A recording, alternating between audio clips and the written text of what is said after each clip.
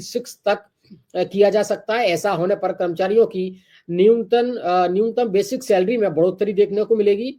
हालांकि अभी ये न्यूनतम बेसिक सैलरी जो है वो 18,000 रुपए है, ये काफी बढ़ जाएगी।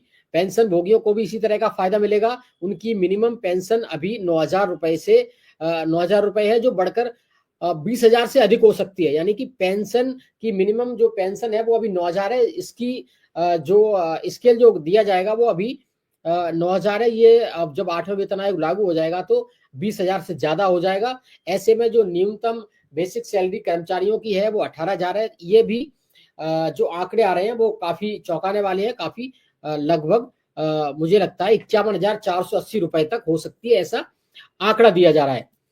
आपको बताएं कि पीएम मोदी की अगुवाई वाली सरकार ने 7वें वेतन आयोग की सिफारिशें जनवरी 2016 से लागू की गई थी। इससे सरकारी कर्मचारियों के वेतन में काफी बढ़ोतरी आई थी।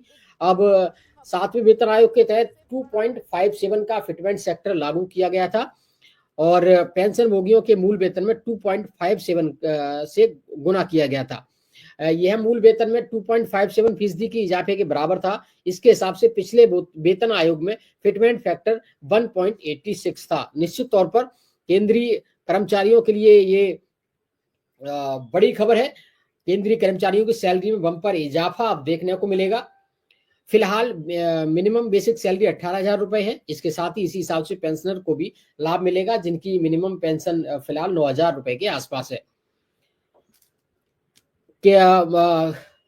अंतिम वेतन आयोग का गठन 10 साल से ज्यादा समय बीत चुका है। ये जो है हर 10 साल में आता है।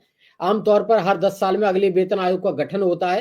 पुराने वेतन आयोग की जगह नए वेतन आयोग की सिफारिशें के लागू होने के बीच भी सामान्यतः 10 साल का अंतर रहता है। ऐसे में 8वें वेतन आयोग का गठन जरूरी हो गया था। कर्मचारी भी लगातार मांग कर रहे थे। हालांकि संसद में कई माननीय सांसदों ने इस बारे में सवाल पूछा था, लेकिन सरकार ने कोई भी इस बारे में जवाब नहीं दिया था। और इस तरह से अचानक 8वें वेतन आयोग की सिफारिश लागू होने का ये जो मोदी सरकार का फैसला है, निश्चित तौर पर कर्मचारियों के लिए बेहद सुखद एहसास होगा। 7वें वेतन आयोग का गठन पूर्व प्रधानमंत्री नरेंद्र मोदी मनमोहन सिंह के कार्यकाल में 28 फरवरी 2014 को किया गया था। उसके बाद उनकी सरकार जो है 14 के चुनाव में वापस नहीं आई थी। 7वें वेतन आयोग ने अपनी सिफारिशें उनके करीब 1.5 साल बाद नवंबर 2015 में केंद्र सरकार को सौंपी थी, क्योंकि 2014 में केंद्रीय चुनाव हुए थे। उसके एक बाद 1 जनवरी 2016 से 7वें वेतन आयोग की सिफारिशें लागू हो गई थी, जो अभी तक लागू है। ऐसे में अब 8वें वेतन आयोग, जो कि हालांकि अभी नहीं लागू होगा, 2026 से ये 8वां वेतन आयोग लागू होगा, लेकिन निश्चित तौर पर अब केंद्रीय कर्मचारियों के लिए एक बेहद राहत भरा कदम है। केंद्रीय कर्मचारियों के वेतन को तय करने में इसी फिटमेंट सेक्टर का जो है वो निश्चित तौर पर अभी आंकड़े सामने नहीं आए, लेकिन आंकड़े सामने आ जाएंगे। अगर बात करें वेतन आयोग की कैलकुलेशन की, तो कर्मचारियों को मिलने वाला कुल वेतन उन्हें तमाम भत्तों के अलावा बेसिक सैलरी और फिटमेंट फैक्टर के आधार पर तय किया जाता है। करीब निश्चित तौर पर इस घोषणा से सरकारी कर्मचारियों और ट्रेड यूनियनों में खुशी की लहर है। ये लंबे समय से इस फैसले का इंतजार कर रहे थे। सरकार कब 8वें वेतन आयोग को मंजूरी देगी? अब देश में अगले साल 8वां वेतन आयोग लागू हो जाएगा। 2026 से ये लागू होगा। करीब 50 लाख केंद्रीय सरकारी कर्मचारी, जिनमें डिफेंस कर्मचारी भी शामिल हैं। इसके अलावा 65 लाख पेंशनर्स हैं, जिसमें डिफेंस पेंशनर्स भी हैं।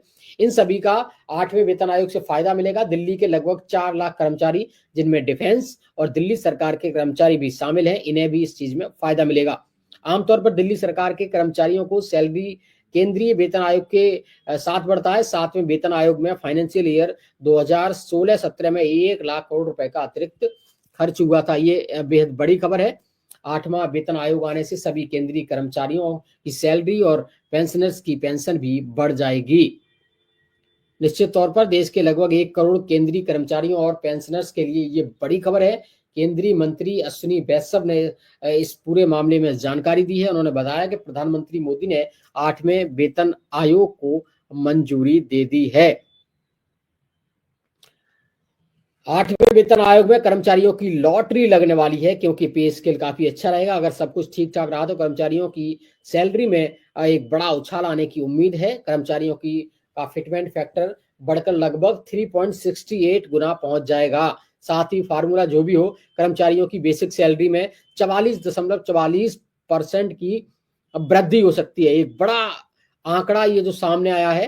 हालांकि अभी ये सरकार की तरफ से कोई आंकड़े सामने नहीं आए, लेकिन फिलहाल जो मीडिया रिपोर्ट्स में आंकड़े सामने आ रहे हैं, फिटमेंट फैक्टर अभी 2.68 कुछ था, अब वो 3.68 गुना पहुंच जाएगा। इससे बेसिक सैलरी में 44.44% की वृद्धि हो सकती है, ऐसा मीडिया रिपोर्ट में बताया जा रहा है।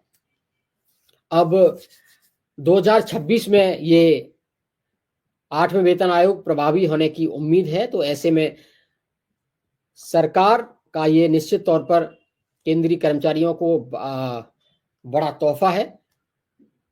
आज के इस बुलेटिन में सिर्फ इतना ही। हम